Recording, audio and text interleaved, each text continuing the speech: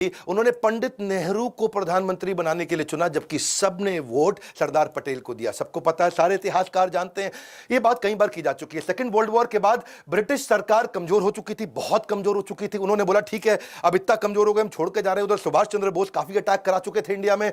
तो जब ब्रिटिश सरकार ने कहा ठीक है हम जाते हैं छोड़ करके, एक अंतरिम सरकार बना लो, अंतरिम सरकार में सबने वोट दे दिया। किसको? वहां से पंडित नेहरू भी थे, पटेल भी थे, आचार्य कृपलानी, राजेंद्र प्रसाद, खान अब्दुल गफार खान, सब थे।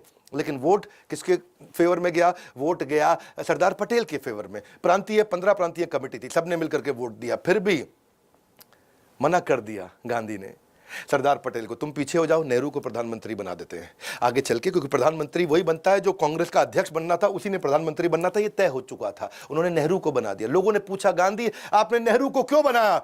बोले नेहरू नाराज ना हो जाए, अगर नेहरू नाराज हो गए तो कांग्रेस तोड़ देगा, कांग्रेस टूट गई तो अंग्रेज फिर से हमें कंट्रोल ना कर ले, कोई दिक्कत ना आ जाए। और नेहरू वैसे भी नंबर 1 की पोजीशन पे रहना चाहता है, नेहरू अंग्रेजी जानता है, नेहरू विदेश में बात कर सकता है, नेहरू ये नेहरू वो नेहरू ये। उस चक्कर में उन्होंने नेहरू को फिर से आगे लिया। जनता के खिलाफ जाकर के सरदार पटेल को आगे बढ़ाने की जगह, वो जानते थे सरदार पटेल मेरी सारी बात मान जाते हैं, उनको साइड किया। अब नेहरू का एक अपना स्टाइल है, वो बढ़िया सफारी सूट में आते, हाथ में पाइप लेके, गुलाब का फूल टांग के, अंग्रेजी में बात करते हुए अंग्रेजों के साथ नेगोशिएशन करते थे।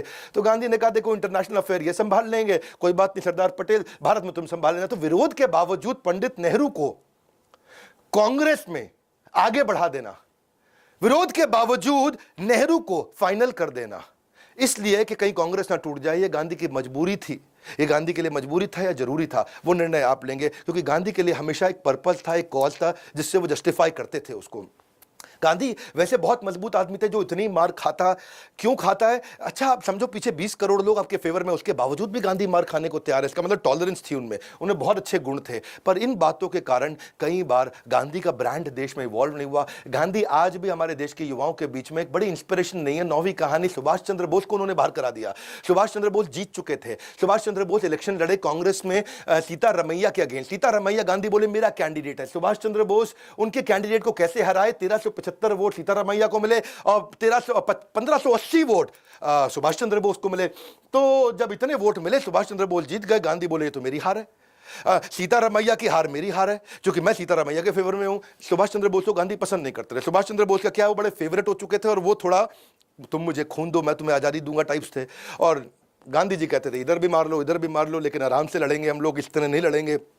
उन्होंने जीतने के बावजूद पूरी जान लगा के सुभाष चंद्र बोस को हराने के लिए उन्होंने जान लगाई थी। जान लगाने के बावजूद जब सुभाष चंद्र बोस जीत गए, तब बोला रुको, खत्म, रिजाइन कर दो, यहां से निकल जाओ। सुभाष